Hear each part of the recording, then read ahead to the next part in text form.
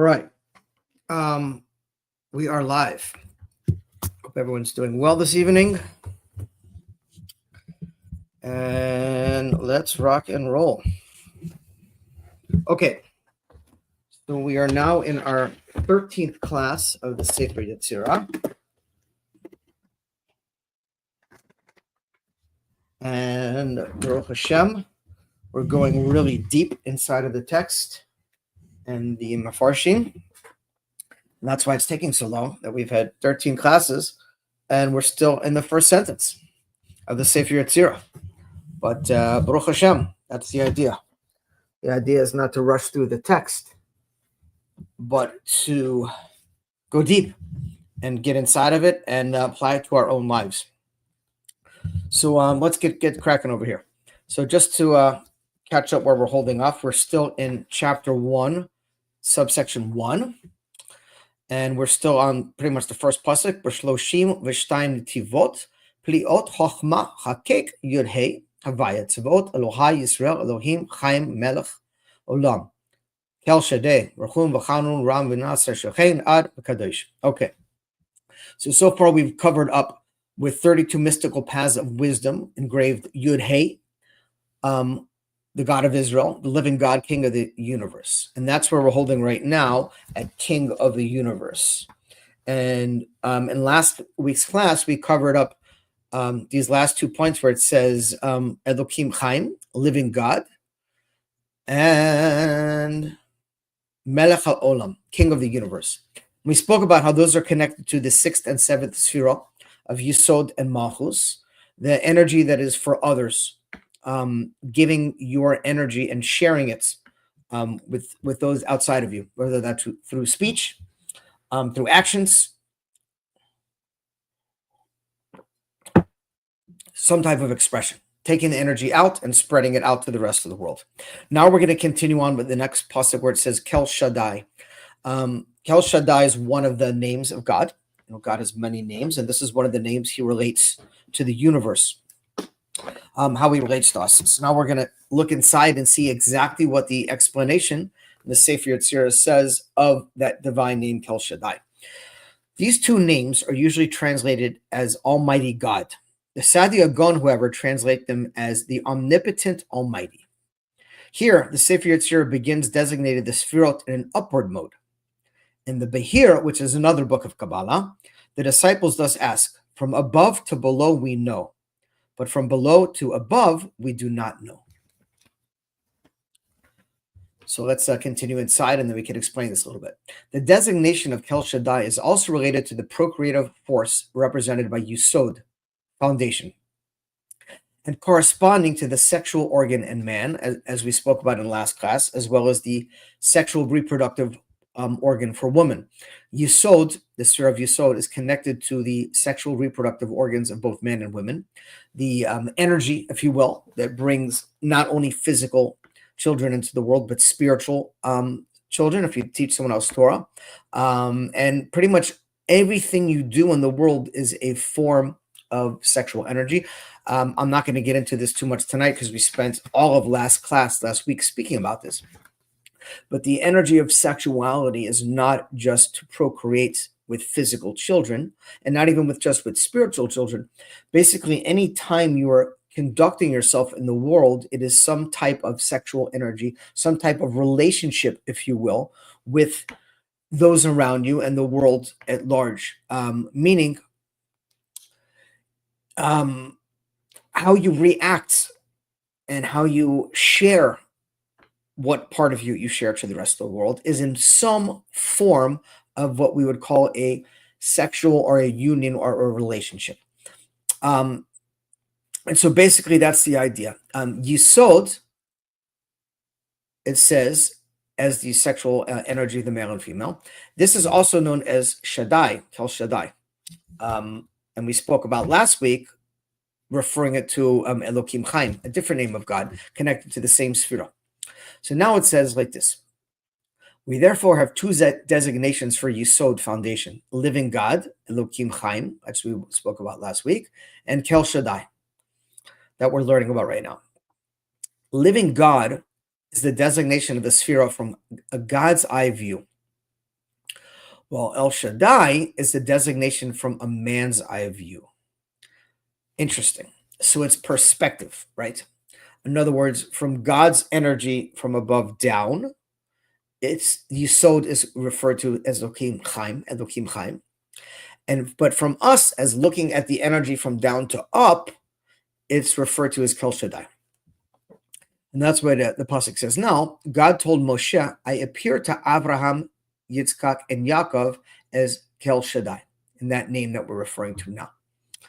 The first 5 designations represented the downward process from God to the universe, through which the creative force is channeled, right? The author, however, is now designating the names that relate to the upward process, through which man approaches the divine.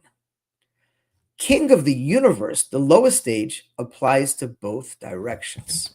That's the pasuk we finished off with last week when we said Melech Olam, King of the universe. So what does that mean? The sphere of Malchus is a very interesting sphere. Malchus of the lower world becomes Keter of the world.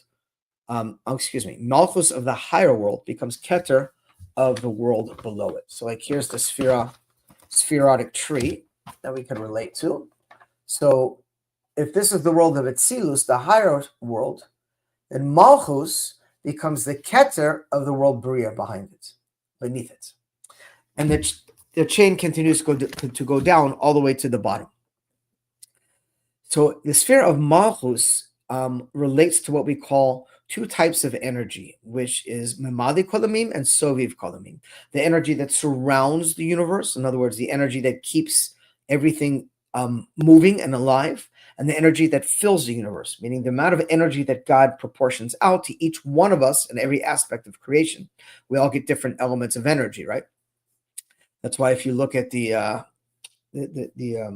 4 levels of existence, right? We have Domem, Sameach, Chai, and Medaber. Domem is inanimate, rocks, plants, minerals, things like that. Sameach is plants or trees. Chai is animals, and Medaber is man. Going from the lowest to the highest, there's obviously more God energy that is being placed inside of a man than inside of a rock. It doesn't mean that God's not inside of both, because God's inside of everything. So that is called what we call the Mamad Kolamim, or the fulfilling energy. That filling energy, the sphere of Malchus, holds both the filling energy for each one of us individually in all of creation, and the general energy that surrounds everything. And so therefore, Malchus, which is the lowest, which comes all the way down, if we take God's divine energy from the highest worlds of the spiritual worlds down to the lowest world, the physical world. Once it gets to Malchus, then you have the process of what we call Or Choizer. So there's Or Yashar and Or Choizer. Or Yashar is the direct energy from God down to the creation. Or Choizer is the energy that we take and elevate back up to God. Right? That's the idea. That's what happened in Matan Torah. Before, the upper and the lower had a separation. They couldn't connect. And after we got the Torah, God opened that pathway, so to speak, so that we can draw down godly energy from above and infuse this physical world with it. And at the same time, elevate the sparks that are trapped in this world back up to God. And that's what's unique about Malchus, because Malchus being the lowest, that's where the energy kind of reverberates and goes back up again. Okay, now we're going to continue on to the next explanation of God, where we get to now, which is we just covered Kel Shaddai, and now we're saying Rachum v'Chanun, right? Which is basically merciful and gracious. These are the second and third of the 13 attributes of mercy, right? The 13 attributes of mercy, we say them daily, and we say them especially during Rosh Hashanah, Yom Kippur, numerous times. Merciful and gracious. On this level, one could comprehend the inner workings of the 6 sefirot. Chesed, which is love, right, which is the right arm. Gevurah, which is strength, which is the left arm. Tiferet, beauty, the body. Netzach is the right leg, which is victory or outward expanded energy towards a goal. Then you have Hod, which is the left leg, which is splendor or surrender or praising of God. In other words, of not working towards that goal, but holding back and allowing God to go you through that goal. Excuse me. And these are the 5 main sfirot, as we spoke about earlier.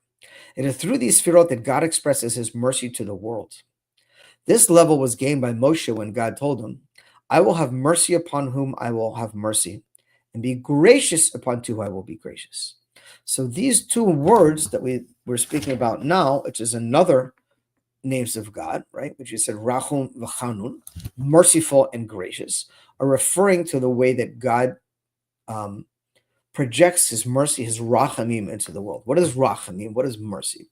Rachamim, or mercy, is an energy of I'm giving even if the recipient is not deserving of it.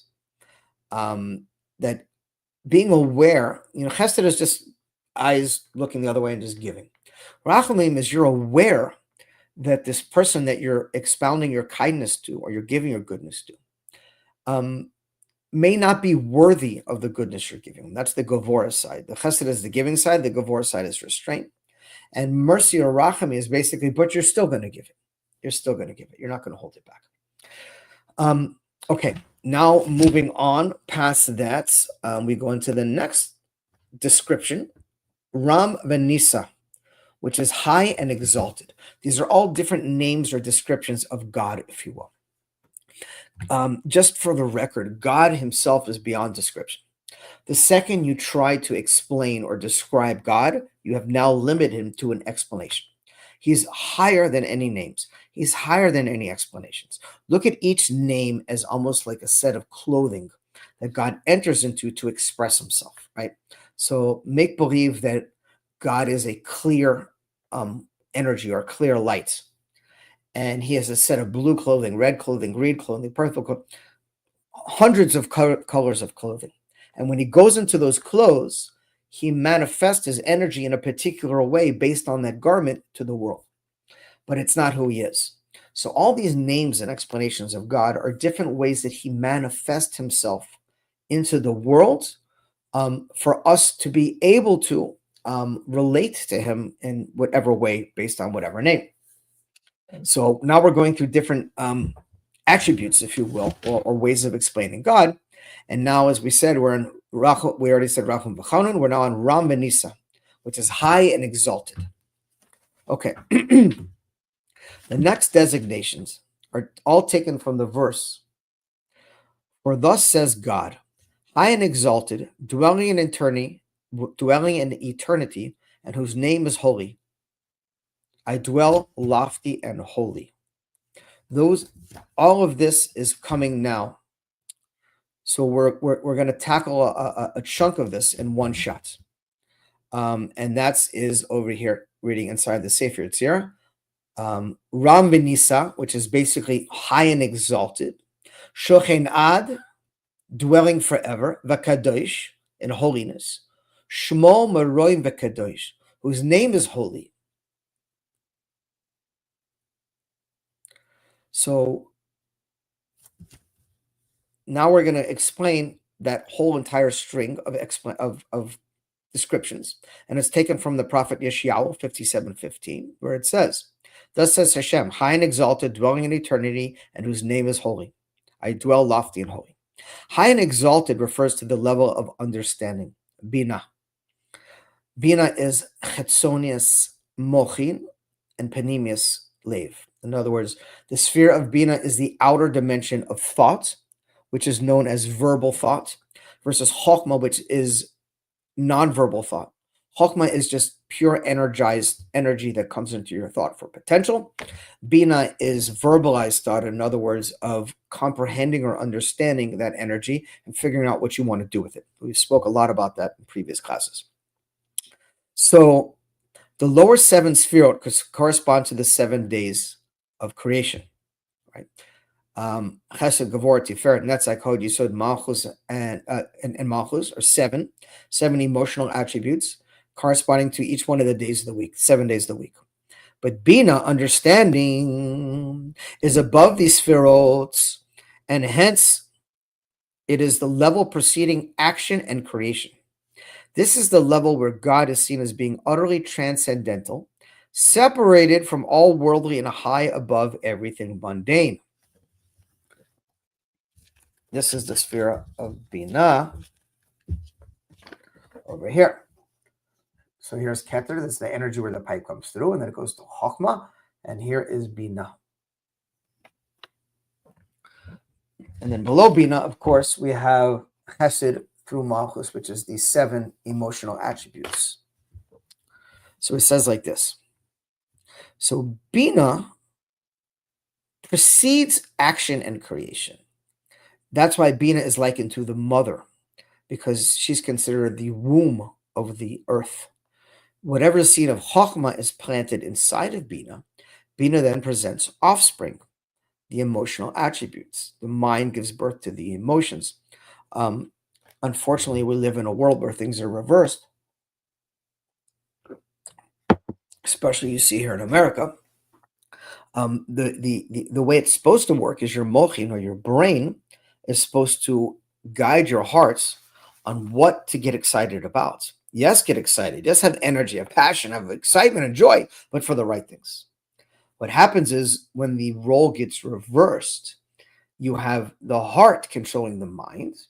And then what happens is whatever your eyes see that your heart desires, then your heart sends a message to your brain to figure out how to go about getting it. And that's when things get reversed. And that's when people make stupid decisions because they're not thinking things through. They're acting emotionally. And then afterwards, if it's possible, they can regret them. Sometimes you can't. Sometimes the decisions are, you could always regret it, but sometimes the decisions cannot be reversed. So that's why it's important to always engage the brain, right, in this process. So we see this also in a family structure. The way it's supposed to be is that the mother is Binah and the father is Chokhmah. And when they come together, they produce the offspring, which is Zah and Malchus, the son and the daughter, the emotions and speech or behavior, if you will. And so what happens in this process is that when things flow properly, everything is good. But you have a situation which is all too common here in America with emotionally immature parents who are children in adult costumes, and they're trying to educate and raise children. And a child, especially when they're young, especially before they reach the age of bar and bat mitzvah, where they start developing what we call mochin, or a brain, or comprehension, they're all emotions. So what happens in emotion is like an animal, if you would. It's connected to the animalistic aspect of our body. It's a godly aspect as well, but its main energy is from, we say, the world of ban, which means behema, and it's above the world of ma, which is basically spirituality. Ban is connected to physicality. So what happens with a child, if the child's emotions are overpowering the adult's emotions and brain, then you have what is called a reversal in energy. And the result is a home where, as they say in the vernacular of a different context, where the lunatics are running the asylum. In other words, the children are telling the parents what to do, as opposed to the parents telling the children what to do. So a parent tells the child something. The child says no. The parent says yes again. The child throws a complete fit, goes wild, scream, crying, goes berserk, and the parent gives in to the child. Now the child has reinforced that behavior of, I know how to bypass my parents' brains, if you will, and hearts by just having a meltdown. Or a different child may use a different technique. Instead of crying, it may be, please, mommy. Or it may be, I'll be a good boy, I'll be a good girl, I'll do this, I'll do whatever tools of manipulation they have. And what happens over time is the parental-child boundaries become broken, and you have a dysfunctional home. And to the point that it can be that literally the children are parenting the parents, and the children are advising the parents on what's right or wrong. And the parents are going to the children for advice to make things even worse. So that's another example of when the emotions, if you will, the heart, hijacks the brain. So the main ideas we're talking about now we're still focusing on Bina. that Bina is where that energy comes from above, and in a correct flow system, channels below and affects the emotions. And that's why we say this is the level that precedes action and creation, because it's still the divine womb, if you will. Mother Earth, as they like to call it. It's still the energy of potential of creating, but it's not there yet. The offspring, the child, the emotions still have not come into reality. Dwelling in eternity speaks of the level of Chokhmah, wisdom. This is the level that is above time. Here one perceives God as transcending not only space, but time as well. This is where we go to the concept, understand that time is creation. In other words, if anyone has ever experienced the feeling of had an out-of-body experience or done a plant medicine or done something that has taken you out of this physical realm of space, there's no time, right? You can literally be above time, and you could experience things that seem to take place for hours or lifetimes in a very short amount of time. There's a story from the Arizal, the holy Arizal, that every Shabbos afternoon, he used to sit in his chair, and he used to, close his eyes and go into a bit of a schluff. It wasn't a real schluff. He wasn't really sleeping. He was, but he was transcending upper worlds. One time during his sleep, his face started shining bright, bright red and lit up like a sun. It was shining. His face was red, and light was emanating out of his face. Wow. And his Talmidim were standing around, and they were sitting in the Beit Midrash, and they saw this. And they were just like, wow, like, do you see our teacher's face? He's glowing. And after about, half an hour, 45 minutes, whatever, the result came back into his physical body, and he woke from his sleep, and he was like, wow. And all his Talmidim gathered around him. And they said, tell us what you just saw up in the upper worlds. He said, it would take me 40 years to explain to you what I just saw. So he was sleeping for about half an hour or 45 minutes, and he experienced 40 years of information, of knowledge, of godly wisdom. To give you an idea of this concept that time is very much part of this world, and this world is part of time. In fact, time is the hands down the most precious commodity that we have, because money is obviously important, but money comes and goes, right? Time is gone forever. There's this concept of living in the moment is a very real concept, and it's a very concept that very few people do. In fact, they've shown statistically that over 90% of someone's thoughts are either regret from the past or fear or anticipation of the future. Fear meaning you're afraid something bad's going to come. Anticipation means you're hoping for something good to come. 90% of our thoughts are focused on the past or the present, meaning how much, or the future, meaning how much time are we really spending present? Practically nothing. Because when you're present, you're above time, if that makes sense. Because as I'm talking to you and I'm explaining what this present moment is, it's already in the past, right? Every time I'm saying this, okay, this is the present. No, that was already the past. So the presence is a dot. It's a tiny little speck on this huge continuum of past and future. And the ego doesn't want to be in the present. The ego wants you stuck in the past or looking towards the future, because when you're in the present, he can't influence you. Now you're in a state of flow, of divine flow, and he has no way to screw you up.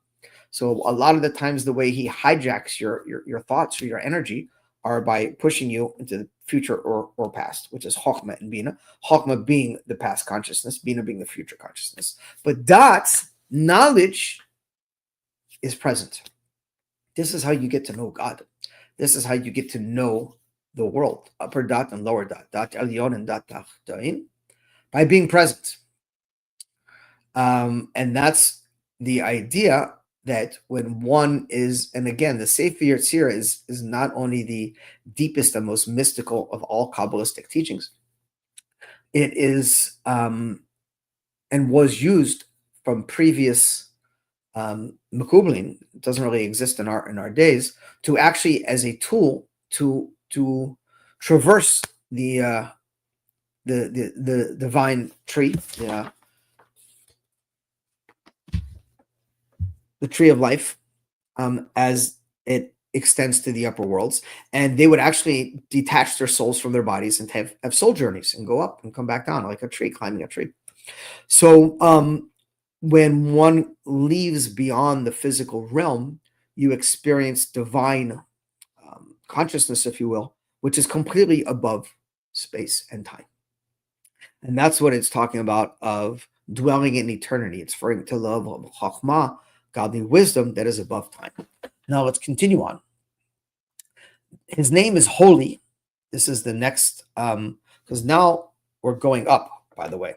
So we spoke about the energy coming down, but now we're going to this energy of, we're going from Bina to Chochma to Keter. So we started with Bina, which, as we said, is connected to the high and exalted, dwelling in eternity. That's we just said is Chochma. And now we're moving into Shemo Marom V'Kadosh, and his name is exalted and holy. His name is holy. This alludes to the level of the crown, Keter. This is the crown. The crown is the highest of all the Sfirot. The Kabbalists note that the expression his name, which in Hebrew is Shemo, has a numerical equivalent of the gematria of 346, which is the same gematria of Ratzon, which means will. Will is even higher than wisdom, since it is the impulse that gives rise to all things, even thought. In Kabbalistic terms, will is designated as Keter, crown. Just as a crown is worn above the head, so is will above and outside the mental process. There's a lot we could go into on this, and we're not going to go too deep into it because we could spend hours on it. But here's Keter. Keter is known as the crown. Just like the brain or the head is basically Chochmah, Bina, and Das, right? This is what Chabad is. Chabad is an acronym for Chochmah, Bina, and Das. But above the brain, above the head, is a crown. That's known as the Keter. The Keter sits on top of the head. It surrounds it. So there's three heads of Keter. The deepest one, which is known as Radla, Resh Leloyada, the head that does not know or is unknown. That's the Panemius, the innermost dimension, which is connected to Emunah. And you have Resh the Ayin, which is the head of nothingness, which is connected to Tainuk or pleasure, which is the middle or inner part of the crown, but not the innermost. And then you have the outer part of the crown, which is connected to Ratzon or will, which is called Resh HaArik, connected to Arik Anpin, which is the long face. A lot of information, but the main idea is that we're talking about Shmo is connected to Ratzon, or the outer part of the crown. The outer part of the crown basically is the energy that surrounds, and that's what is called will, or a Ratzon, right? Everything follows the will. And will is above and outside the mental process. In other words, when someone has a desire, a Ratzon, a will to succeed in anything, whatever it may be, whatever it is, that if you put your energy and channel your energy towards success in a particular goal, the tool that will get you to that goal is Ratzon. That is the will, which is arguably the most important aspect. Because someone who has a strong will to succeed in anything will not stop until they reach that goal.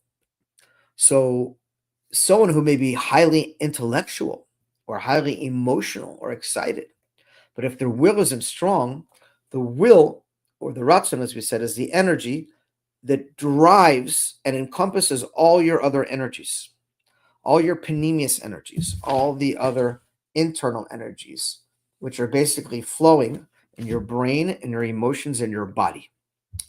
So if you don't have a strong enough will to do something, you'll never succeed, because this is what the Yetzirah does.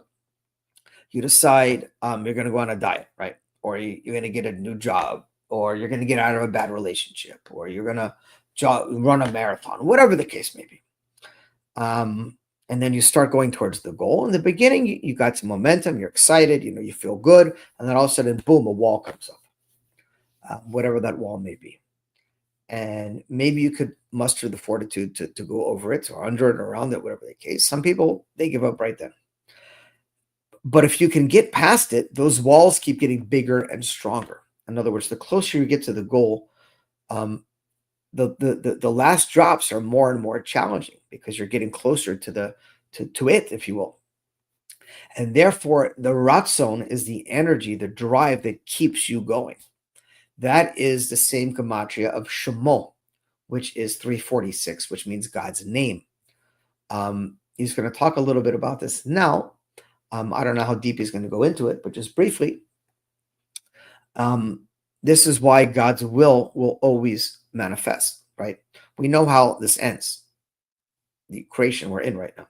The third base of Migdash comes down from the sky. All of our enemies are destroyed forever. Eternal Gehenna hell.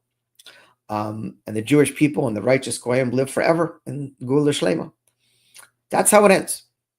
How are you going to get there? That's up to God and the rest of us. How we maximize this last bit of time that we have left before Mashiach comes. But God's will is going to come to fruition. There's nothing that stands in the will of God. There's nothing or no one in the world that could possibly stop God's will. So obviously we're not God, but we have the capability, and you look at successful people, to adapt some of these tools, if you will, and some of this personality traits of this ratzon or the will, where we say, I'm not going to give up until I succeed. So this is why God's name is the same gematria of ratzon, or his will, because in the beginning it says him and his name were one, or it was him and his name alone, and in the future to come, him and his name will be one again.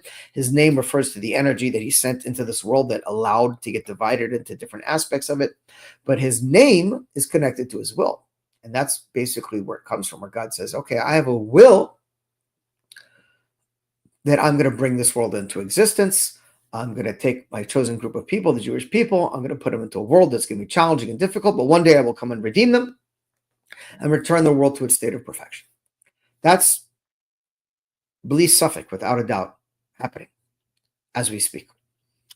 And so will is higher than wisdom, because the wisdom, or the chokhmah, is God saying, okay, now how am I going to go about doing it, right?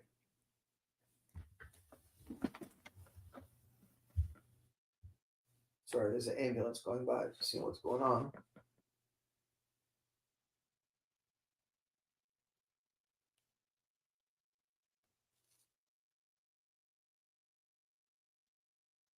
Uh-oh.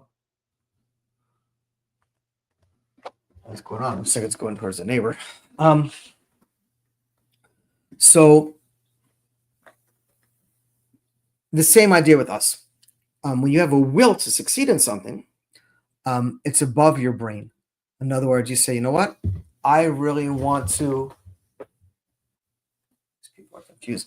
I want to build a building. That's one of the most common examples given in Chassidus. And I'm going to build a building. Where? How? That's when your brain kicks in, the chokhmah. But the will of the ratzon is above it. So let's continue. And it says, the will is designated as crown, keter. Just as a crown is worn above the head, so is the will above and outside of the mental process. Now we're going into holy, kadosh. The word holy, or kadosh, literally means separation.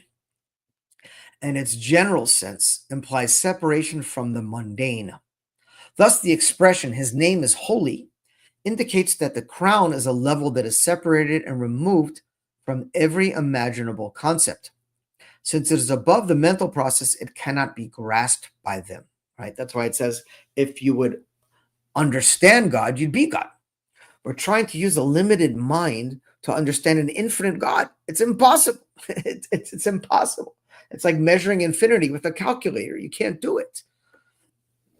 So what happens, and this is why it's so important, and this is a farbrengen in and of itself, the difference between ruchnius and kadosh. Something can be spiritual and not holy at all. Bilam was a very spiritual person. Many of the most horrific leaders and despots and dictators in this world were very into spiritual black magic and black arts and summoning demons from other realms. That doesn't make them holy. It means they call it different names. They don't call it God. They call it ether. They call it energy. There's many names they plug in for basically hijacking God's energy and using it for horrible things. That's ruchni, that's spirituality, using spiritual, energy. That doesn't make it holy. Holy literally means according to God. God is saying, I want to make you holy. Like he called the Jewish people, Am Kadosh, a holy nation, meaning I'm going to take you to me and I'm going to give you a Torah and mitzvot and help you elevate above the mundane world. So you could be in the world, but be connected to God completely above the world. And that's what the crown represents. Just like the crown is above the head can't grasp something that's outside of it. And therefore it's holy, it's removed. So God in this pasuk is basically saying, I'm putting my energy in creation, but I'm removed from creation. I'm higher than creation. Creation can't know me, but I know all of creation. Could you comprehend how 8 billion people exist in this world? And God knows every one of their thoughts, everything that comes out of their mouth, everything they do, everything they're about to do, everything they've ever done, all simultaneously? That makes logical sense. You can't make sense out of that. Where did God come from? You can't figure that out. You'll keep yourself in a mental pretzel forever. It's impossible because he's God. We don't understand. That's why the Rambam says in the beginning of his magnum opus, the Mishnah Torah, that the foundation of all wisdom and all knowledge comes from the fact that there is a God. Nothing existed before him. He creates everything, and everything is part of him. If you don't start with that basic foundation, you'll never come to emes. You'll never come to truth because you'll keep spinning your brains in circles, thinking you've grasped something or an idea, and then someone will come along and challenge it, and then you're not so sure anymore.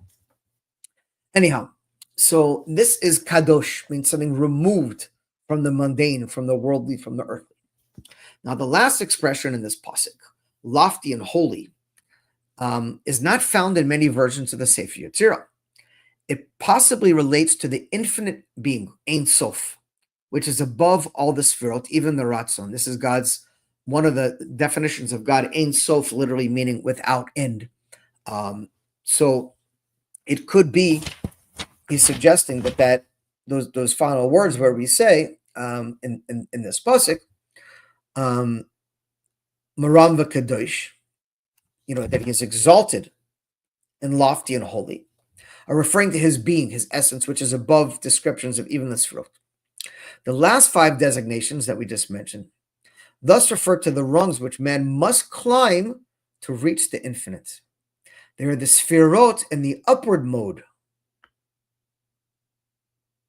The impulsive creation first went downward through the Sefirot and then went upward again, returning to the infinite. Only then could creation take place.